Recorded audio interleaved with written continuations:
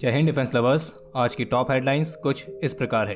LOC पर Pakistani drones को shot down करने के लिए आर्मी ने तैनात किए 2 खास तरह के सिस्टम्स। पहली बार भारत और फ्रांस की किसी बायलैटरल एक्सरसाइज में LCH हेलीकॉप्टर भी कर रहे हैं पार्टिसिपेट। मुंबई में आयोजित UNSC की मीटिंग में भारत ने अंतर्राष्ट्रीय समुदाय के सामने पेश किया पाकिस्तान का असली चेहरा।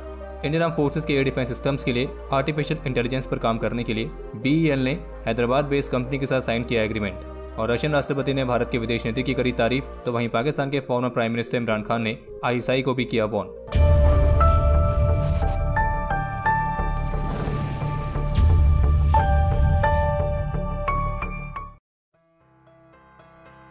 हिंदुस्तान टाइम्स की तरफ से जारी रिपोर्ट के मुताबिक LOC पर पाकिस्तानी ड्रोन्स की बढ़ती हुई मूवमेंट के बीच अब इंडियन आर्मी ने LOC पर 2 खास तरह के सिस्टम्स को इंस्टॉल किया है, जिसमें से एक है क्वाडकॉप्टर जैमर्स और दूसरा है मल्टी शॉटगन्स।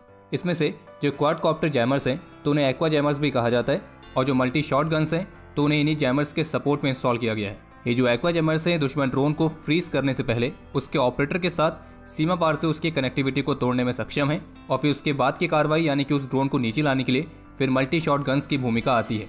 यानी कि कहने का मतलब यह है कि पहले एक्वा जैमर्स दुश्मन ड्रोन की कनेक्टिविटी को तोड़ेंगे, फिर उसके बाद जो मल्टी शॉटगन्स हैं वो उसे शॉट करके उस ड्रोन को नीचे गिराएगी। ये जो एक्वा जैमर्स हैं ये 5 किलोमीटर की रेंज तक ड्रोन के सिग्नल को डिटेक्ट करने में सक्षम है। और रही बात मल्टी शॉटगन की, तो इसमें 3 गन्स ट्रायंगुलर फॉर्मेट में एक साथ माउंट की गई हैं और ये एक बार में 9 शॉट्स फायर करती हैं, और जिससे दुश्मन ड्रोन के बच निकलने के चांसेस कम हो जाते हैं। बाकी हिंदुस्तान टाइम्स की रिपोर्ट के मुताबिक इन दोनों सिस्टम्स को LOC के पीछे करीब 400 मीटर तक डिप्लॉय किया गया है। बाकी यहाँ पे जो सर्विलेंस सेंटर्स हैं तो उन्हें कैमरास और थर्मल इमेजर से इक्विप किया गया है, जो कि 24/7 हमारे एडवर्सरी द्वारा किए जाने वाले किसी भी मिस एडवेंचर को डिटेक्ट करने पर काम करते हैं। और ये सर्विलेंस सेंटर्स एक्वा जैमर्स और मल्टी शॉटगन के लिए एक तरह के बैकअप की तरह हैं, और इन सेंटर्स को LOC से करीब 2.5 किलोमीटर पीछे लगाया गया है। बाकी इसके अलावा एक अपडेट ये सामने आया है, आर्मी की तरफ से 10 runway independent remotely piloted aircraft systems की खरीद के लिए एक RFP जारी की गई है। और इस RFP के मुताबिक भी ये जो runway independent remotely piloted aircraft systems हैं तो इन्हें भी इमरजेंसी प्रोक्योरमेंट के तहत फास्ट ट्रैक प्रोसीजर के माध्यम से लिया जाएगा। बाकी ये सिस्टम्स नाइट विजिबिलिटी और टारगेट एक्विजिशन कैपेबिलिटी के साथ आएंगे, जिनकी मदद से दिन और रात किसी भी तरह की स्थिति में रियल टाइम रिकॉनेसेंस और सर्विलेंस करने में मदद मिलेगी, और इनका इस्तेमाल आर्टिलरी फायर को डायरेक्शन देने के लिए भी किया जाएगा। और बाकी जैसा कि इसका नाम है कि runway independent remotely piloted aircraft system, तो ऑब्वियसली बात है कि इन्हें लॉन्च और रिकवर करने के लिए किसी अलग से रनवे की जरूरत नहीं है, बल्कि इन्हें 50 बाय 50 मीटर के एक अनप्रिपेयर्ड डेजिग्नेटेड एरिया से भी लॉन्च और रिकवर किया जा सकेगा। यानी कि इनमें vertical take off and landing capability होगी। बाकी इनका एंड्योरेंस टाइम कम से कम 4 घंटे या उससे ज़्यादा का होना चाहिए, रेंज कम से कम 50 किलोमीटर तक होनी चाहिए, और इनमें fully autonomous mode, semi autonomous mode, loiter mode, manual mode और रिटर्न होम मोड, इस तरह के अलग अलग फ्लाइट मोड्स भी होने चाहिए।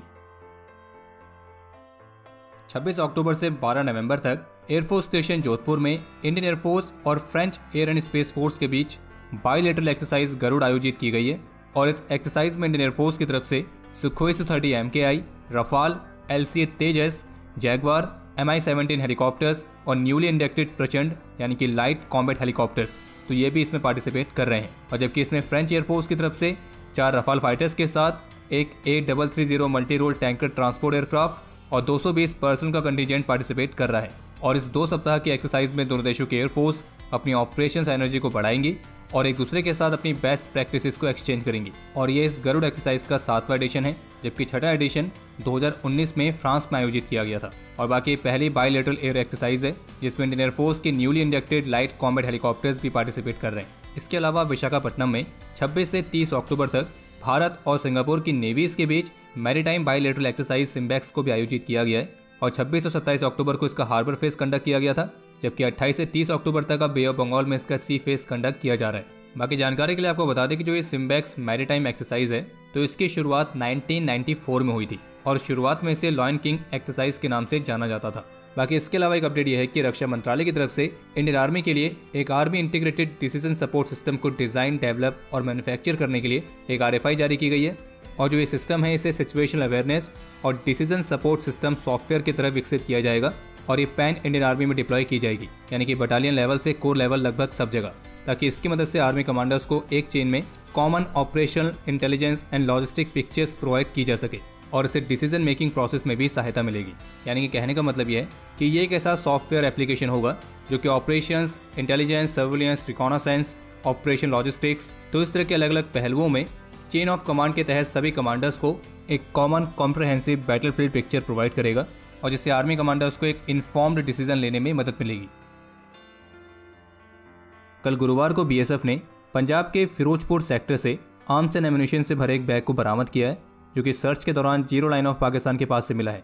और इस बैग से 3 AK-47 rifles, 3 mini AK-47, 3 Beretta pistols और राइफल और पिस्टल दोनों के ही करीब 200 एम्यूनिशन राउंड्स रिकवर किए गए हैं। बाकी आगे के एक्शन के लिए पंजाब पुलिस को भी इन्फॉर्म कर दिया गया है और अभी इस मामले पर अन्य डिटेल्स आनी बाकी हैं। बाकी इसके अलावा एक अपडेट यह है कि मुंबई में चल रही UNSC की मीटिंग में भारत ने पाकिस्तान का असली चेहरा आज एक बार फिर से UN की आतंकवादी विरोधी समिति के सामने पेश किया है और जिसमें भारत ने अंतर्राष्ट्रीय समुदाय के सामने 2008 में हुए मुंबई आतंकी हमले के पाकिस्तानी कनेक्शन का खुलासा किया। और इसी के संबंध में इसी UNSC की मीटिंग में आज भारत ने एक ऑडियो क्लिप भी चलाई और ये जो ऑडियो क्लिप है ये मुंबई के छबाड़ हाउस की है, जहाँ पे साजिद मीर आतंकियों से कह रहा था कि जहाँ कहीं पर लोगों की मूवमेंट नजर आती है, कोई बंदा छत पर चल रहा हो या कोई आ रहा हो या जा रहा हो, उस पर फायर करो, उसे नहीं पता वहाँ क्या हो रहा है। और इसी के साथ इस मीटिंग में भारत के विदेश मंत्री डॉक्टर एस जयशंकर ने यह भी कहा कि 26/11 का जो आतंकवादी हमला था वो सिर्फ मुंबई पर नहीं था बल्कि समूचे अंतर्राष्ट्रीय समुदाय पर था। और इसी के साथ विदेश मंत्री ने यह भी कहा कि अभी तक इस हमले में इंसाफ नहीं हुआ है, इसके जुड़े जो भी साजिशकर्ता हैं और अपराधी हैं तो उनको सजा दिलाने का सिलसिला जारी है। और वैसे आपको बता दें कि जो ये साजिद मीर नाम का सुअर है जिसकी ऑडियो क्लिप आज चलाई गई थी, तो इस पर करीब $50 लाख का इनाम है और अमेरिका और भारत इस सुअर को पिछले 1 दशक से खोज रहे हैं। और ये साजिद मीर वही सुअर है इसे प्रतिबंधित करने के लिए यूएस और भारत ने UN में प्रस्ताव दिया था, लेकिन चीन ने उस प्रस्ताव पर रोक लगा दी थी। और इस ऑडियो क्लिप के साथ अंतर्राष्ट्रीय समुदाय के सामने भारत ने यह भी दिखाया कि किस तरीके से ये मुंबई हमले की साजिश रच रहे थे और कैसे उन्होंने आदेश देकर इस हमले को अंजाम दिलाया। और ये आदेश देने वाला साजिद मीर था जो उस वक्त पाकिस्तान में बैठकर मुंबई में आए उन 10 सुअरों को फोन पर निर्देश दे रहा था। और इन सब चीजों के बावजूद भी जो चाइना है वो लगातार इन आतंकियों को बचाने में लगा हुआ है। और भारतीय विदेश मंत्री का कहना था कि हम 26/11 हमले के इन मास्टरमाइंड्स को जवाबदेह ठहराएंगे और हम कभी भी हार नहीं मानेंगे। और मुंबई में आयोजित UNSC की स्पेशल मीटिंग खास इसलिए भी है क्योंकि ये मीटिंग उसी ताज होटल में हो रही है जिसने आज से करीब 14 वर्ष पहले एक बेहद ही भयानक आतंकी हमले को देखा था। और भारतीय विदेश मंत्री का साफ कहना है कि हम इसे भूलने वाले नहीं हैं, यानी कि जो भी इसके मास्टरमाइंड्स हैं उन्हें हम सजा दिलाकर ही छोड़ेंगे।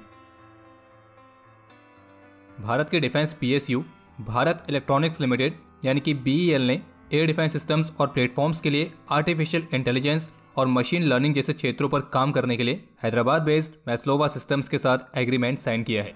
और जो ये मैस्लोवा सिस्टम्स प्राइवेट लिमिटेड है तो ये कुछ लार्जेस्ट गवर्नमेंट्स और एंटरप्राइजेस के लिए आर्टिफिशियल इंटेलिजेंस का इस्तेमाल करने वाले डोमेन स्पेसिफिक प्रोडक्ट्स और एप्लीकेशंस को डिजाइन, डेवलप और डिलीवर करते हैं। और इसलिए आर्टिफिशियल इंटेलिजेंस जैसे क्षेत्र में काम करने के लिए अब BEL ने मैस्लोवा के साथ एग्रीमेंट साइन किया है और जिसमें वे संयुक्त रूप से इंडियन आर्म फोर्सेस के एयर डिफेंस सिस्टम्स और प्लेटफॉर्म्स के लिए कई ऐसे प्रोडक्ट्स और सर्विसेज को डेवलप और डिप्लॉय करेंगे जिनमें आर्टिफिशियल इंटेलिजेंस और मशीन लर्निंग का इस्तेमाल होगा। बाकी एक अपडेट ये भी है कि ऑस्ट्रियन कंपनी शिवल ने अपने कैमकॉप्टर S100 को भारत में मैन्युफैक्चर करने के लिए अपनी इंडियन पार्टनर VEM टेक्नोलॉजीज के साथ औपचारिक रूप से एग्रीमेंट साइन किया है। और आपको बता दें कि जो एक कैमकॉप्टर S100 अनमैन्ड एरियल सिस्टम है तो उसे शिवल ने इंडियन आर्म फोर्सेस की जरूरतों को पूरा करने के लिए ऑफर किया है। बाकी इन सबके अलावा एक अपडेट यह है कि आज अपने लद्दाख विजिट के दौरान भारतीय रक्षा मंत्री श्री राजनाथ सिंह ने देश को BRO द्वारा बनाए गए 75 इंफ्रास्ट्रक्चर प्रोजेक्ट समर्पित किए हैं, जिसमें 45 ब्रिजेस, 27 रोड, 2 हेलीपैड और एक कार्बन न्यूट्रल हैबिटेट शामिल है।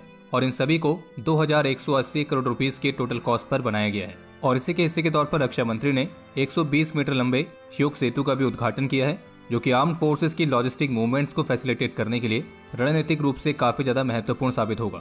और जो ये 75 इंफ्रास्ट्रक्चर प्रोजेक्ट्स देश को समर्पित किए गए तो ये 6 स्टेट्स और 2 यूनियन टेरिटरीज तक फैले हैं, जिनमें जम्मू कश्मीर, लद्दाख, अरुणाचल प्रदेश, उत्तराखंड, सिक्किम, हिमाचल प्रदेश, पंजाब और राजस्थान शामिल हैं। और इन 75 में से 20 प्रोजेक्ट्स जम्मू कश्मीर में हैं, 18 ईच लद्दाख और अरुणाचल प्रदेश में, 5 उत्तराखंड में, 14 सिक्किम, हिमाचल प्रदेश, पंजाब और राजस्थान में। और इतना ही नहीं बल्कि अपने कर्मियों के बलिदान का सम्मान करने और BRO की उपलब्धियों को संस्थागत बनाने और रिकॉर्ड में दर्ज करने के लिए लेह में एक म्यूजियम स्थापित किया जा रहा है, जो कि सूचना और प्रेरणा का स्रोत होगा। और ये म्यूजियम 3D प्रिंटिंग टेक्नोलॉजी का इस्तेमाल करके बनाया जाएगा और निर्माण कार्य पूरा होने के बाद ये दुनिया की सबसे हाईएस्ट 3D प्रिंटेड बिल्डिंग होगी। तो एक बार फिर से भारत की विदेश नीति चर्चा में है अब की बार हुआ यह कि एक इवेंट को संबोधित करते हुए रशिया के राष्ट्रपति व्लादिमीर पुतिन ने भारतीय प्रधानमंत्री श्री नरेंद्र मोदी की सराहना करते हुए ये कहा कि भारत में उनके नेतृत्व में बहुत कुछ किया गया है। भारत के प्रधानमंत्री एक सच्चे देशभक्त हैं। उनका जो मेक इन इंडिया वाला आइडिया है तो वो इकोनॉमिक और एथिक्स दोनों ही तरीके से मैटर करता है और भविष्य भारत का है और इस बात पर गर्व किया जा सकता है कि यह दुनिया का सबसे बड़ा लोकतंत्र है। और इसी पर आगे उन्होंने ये भी कहा कि भारत और रशिया का जो रिश्ता है वो बेहद ही खास है और एक कई दशकों के करीबी सहयोगी संबंधों द्वारा रेखांकित किया गया है। हमारे आपस में कभी भी कोई मुश्किल मुद्दा नहीं रहा है और हमने एक दूसरे का हमेशा समर्थन किया है और ये अभी भी हो रहा है और मुझे यकीन है कि यह भविष्य में भी होगा। और इसी पर आगे रशिया के राष्ट्रपति ने यह भी बताया कि भारतीय प्रधानमंत्री ने उन्हें फर्टिलाइजर्स की सप्लाई बढ़ाने के लिए कहा था, जो कि इंडियन एग्रीकल्चर के लिए बेहद जरूरी है और इसलिए हमने इनके वॉल्यूम को 7.6 टाइम्स बढ़ा दिया है और भारत और रशिया के बीच एग्रीकल्चर का जो ट्रेड है वो लगभग डबल हो चुका है। और जबकि रशियन प्रेसिडेंट के इस स्टेटमेंट को लेकर रशिया में फॉर्मर इंडियन इनवॉय का कहना था कि रशियन प्रेसिडेंट की तरफ से भारत को लेकर इस तरह की स्टेटमेंट आना भारत की डिप्लोमेसी के लिए एक प्राउड मूवमेंट है। बाकी अगर भारत की विदेश नीति की बात हो ही रही है तो हमें यह भी नहीं भूलना चाहिए भारत की स्वतंत्र विदेश नीति के कई बड़े फैनों में से एक फैन पाकिस्तान के former prime minister Imran Khan भी है। तो आज इनसे भी जुड़ा एक बहुत ही इंटरेस्टिंग अपडेट सामने आया है और वो ये है कि आज शुक्रवार को पाकिस्तान के former prime minister Imran Khan ने पाकिस्तान की ISI को वार्न किया है कि अपने कान खोलकर सुनो कि मैं तुम्हारे बारे में बहुत कुछ जानता हूँ, लेकिन मैं सिर्फ चुप इसलिए हूँ क्योंकि मैं अपने देश को नुकसान पहुँचाना नहीं चाहता हूँ और मैं केवल बेहतरी के लिए ही एक कंस्ट्रक्टिव क्रिटिसिज्म ही करता हूँ, वरना मैं और भी बहुत कुछ कह सकता था। और बाकी इसी के साथ एक बार फिर से इमरान खान ने भारत की स्वतंत्र विदेश नीति की भी तारीफ करी है कि किस तरीके से भारत वेस्टर्न प्रेशर के बावजूद अपने हितों को सबसे आगे रखता है। इन सबके अलावा एक अपडेट यह है जिसमें भारतीय विदेश मंत्री की तरफ से कहा गया है कि UN के ऑफिशियल लैंग्वेजेस में हिंदी को भी one of the official language के तौर पर रिकॉग्नाइज करने के सारे प्रयास जारी हैं और इस दिशा में प्रगति भी हुई है, लेकिन इसमें भी थोड़ा समय लगेगा। और बाकी अब समय है आज के इतिहास का। आज के दिन 2018 में देश के प्रति अपना कर्तव्य निभाते हुए जम्मू कश्मीर पुलिस के सब इंस्पेक्टर इम्तियाज अहमद मीर ने अपने जीवन का सर्वोच्च बलिदान दिया था। आज के दिन 2016 में सिपाही मनदीप सिंह भी वीर गति को प्राप्त हुए थे। आज के दिन 2014 में नायब सूबेदार राजेश कुमार ने अपने जीवन का सर्वोच्च बलिदान दिया था और मरणोपरांत उन्हें कीर्ति चक्र से सम्मानित किया गया। आज के दिन 1994 में कैप्टन संजय चौहान भी वीर गति को प्राप्त हुए थे और मरणोपरांत उन्हें शौर्य चक्र से सम्मानित किया गया। बाकी आपके लिए आज का सवाल, जैगवार फाइटर का भारतीय नाम क्या रखा गया है? और अब समय है आज के टॉप 3 कमेंट्स का, जो ये रहे आपकी स्क्रीन पर।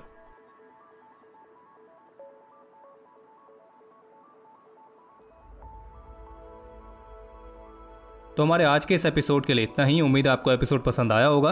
अगर पसंद आए तो वीडियो को लाइक कीजिए, शेयर कीजिए और बाकी हमारे मर्चेंडाइज के नए डिजाइन्स को चेकआउट करना ना भूलें, जिसका लिंक आपको वीडियो के डिस्क्रिप्शन में मिल जाएगा। और बाकी अगर आपने चैनल को सब्सक्राइब नहीं किया है तो चैनल को भी सब्सक्राइब जरूर करें।